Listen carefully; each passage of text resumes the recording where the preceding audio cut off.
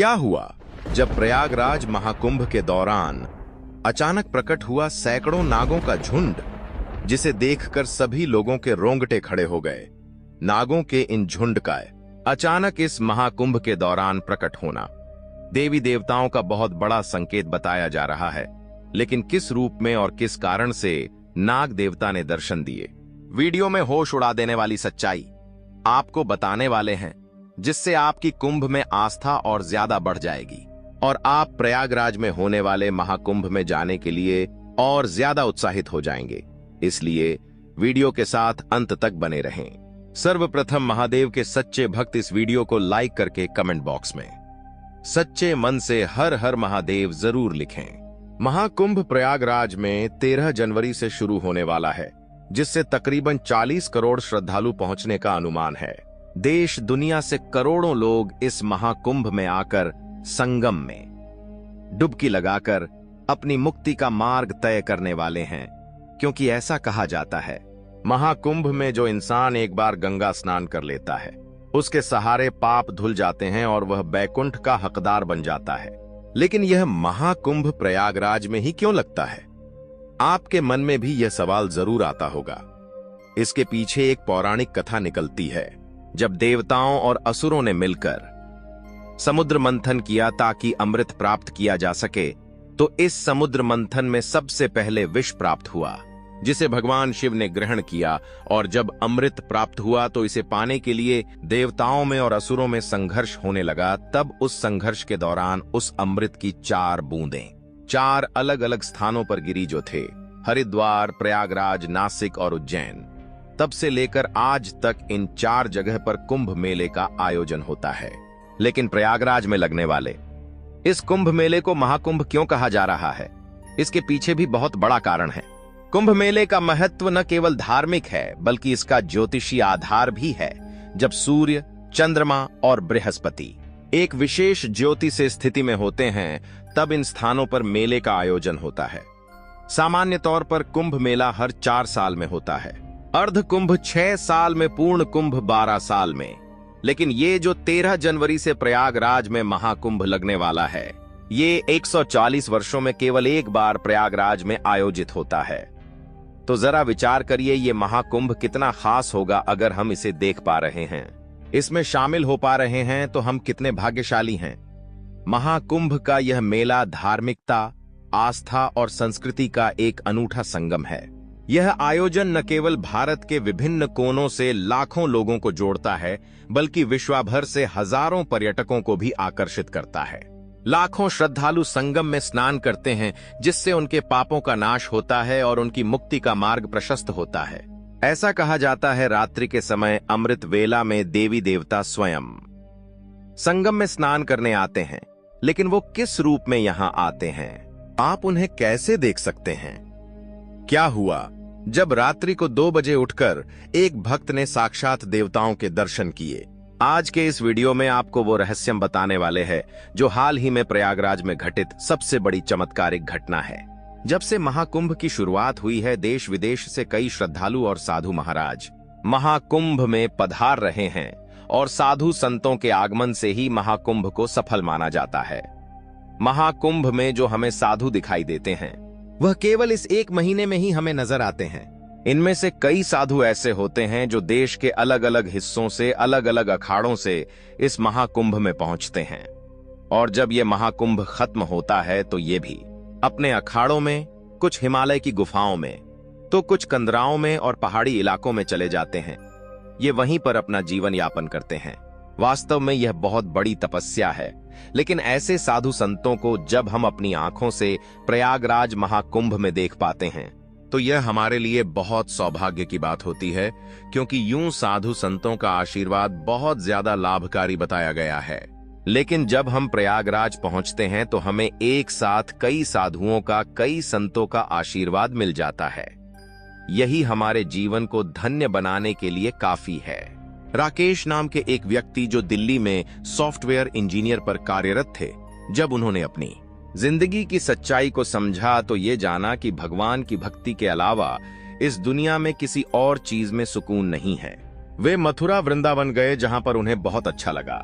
वहां के साधु संतों से उन्हें केवल एक ही बात सुनने को मिली कि जिंदगी में अगर मुक्ति का मार्ग जानना है तो साधु संत बनना पड़ेगा।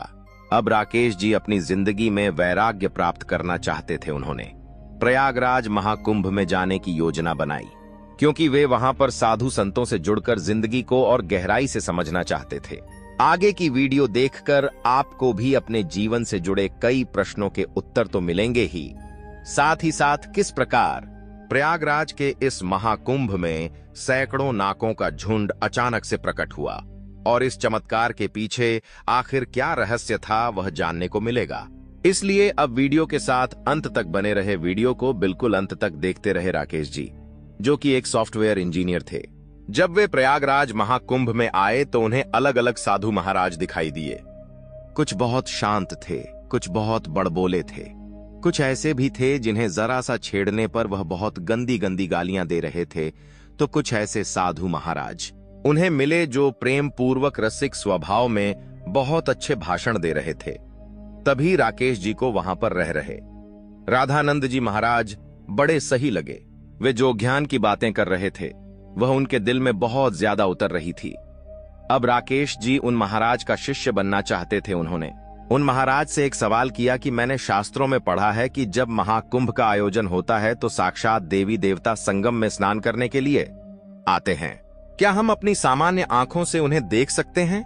तब राधना जी महाराज ने राकेश जी को बताया, क्या तुम सच में देवी देवताओं को देखना चाहते हो? क्या तुम उन्हें महसूस करना चाहते हो? मैं तुम्हें एक राज की बात बता रहा हूं, बहुत ध्यान से सुनना। तुम प्रयागराज में जहां भी ठहरे हो, रात्रि को 2 बजे उठ जाना और पूर्व दिशा में आगे बढ़ते रहना। जो भी सबसे पहला गंगा घाट आता है वहां पर रात्रि को 2 बजे गंगा घाट पर चुपचाप जाकर भीड़ जाना और वहां से तुम्हें पूर्व दिशा में ही लगातार देखते रहना है। अब इस पूरी जानकारी को प्राप्त करने के बाद राकेश जी बहुत उत्साहित थे, क्योंकि वह महाकुंभ में पहुंचने वाले देवी देवताओं के दर्शन करना चाहते थे। रात्रि को 2 बजते ही वे अपने कुंभ कैंप से बाहर आ गए और पूर्व दिशा की ओर चलने लगे। तभी एक गंगा घाट उनके सामने आया। वह उसकी सीढ़ियों पर जाकर बैठ गए और पूर्व दिशा में काफी धैर्यपूर्वक देखने लगे। 1 से 2 घंटे बीत गए। उन्होंने देखा कि वहां पर तो उन्हें कोई देवी देवता नहीं दिखाई दिए। देखते देखते सुबह के 4 से 5 बज गए, लेकिन कोई देवता अभी तक उन्हें दिखाई नहीं दिए थे। उनके मन में निराशा थी। वे सोच रहे थे, इतने बड़े राधानंद जी महाराज खैर इतनी मतलबी और झूठी बात कैसे कर सकते हैं? वो अपने भक्तों को इस तरह से गुमराह कैसे कर सकते हैं? अगले दिन राकेश जी पुनः राधानंद जी महाराज के पास पहुंचे और उनसे पूछा कि मैं रात्रि 2 बजे से सुबह 5 बजे तक पूर्व दिशा के गंगा घाट पर बैठकर पूर्व दिशा में लगातार देखता रहा, लेकिन मुझे कुछ भी नहीं दिखाई दिया। कोई देवी शक्तियां, कोई देवता मुझे वहां पर नहीं दिखे। तब राधानंद जी महाराज ने राकेश जी से पूछा, क्या तुम्हें सच में रात्रि के समय वह कुछ आता या जाता नहीं दिखाई दिया?